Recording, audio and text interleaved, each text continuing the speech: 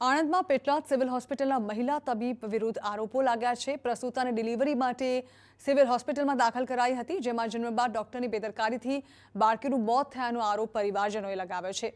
યોગ્ય જવાબ ન આપી જવાબદારીમાંથી છટક્યાનો પણ આક્ષેપ પરિવારજનોએ લગાવ્યો છે। ન્યાયની માંગ સાથે મહિલા તબીબ સામે કાર્યવાહીની માંગ કરવામાં આવી છે।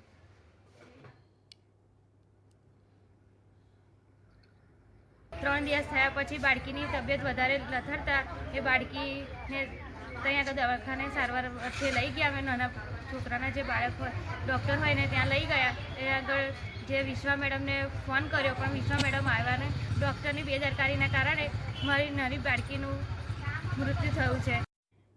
ઉલ્લેખનીય છે કે પ્રસૂતાએ બાળકીને જન્મ આપ્યો ત્યારે શરૂઆતમાં જણાવાયું હતું કે બાળકી સંપૂર્ણ તંદુરસ્ત છે, પરંતુ બાદમાં તબીબે પરિવારને જાણ કરી કે બાળકે ગર્ભમાં મળત્યાગ કર્યો હોવાથી તાત્કાલિક સર્જરી કરવી પડશે। પરિવારની સંમતિ બાદ નવજાત બાળકીને માતાથી અલગ વોર્ડમાં રાખવામાં આવી, જ્યાં ગત મોડી સાંજે બાળકીને મૃત જાહેર કરતા પરિવારજનોમાં શોક છવાયો। સાથે જવાબદાર મહિલા તબીબ ડોક્ટર વિશ્વાબેને યોગ્ય જવાબ આપવાને બદલે જવાબદારીમાંથી હાથ અદ્ધર કરી દીધાનો આક્ષેપ કર્યો।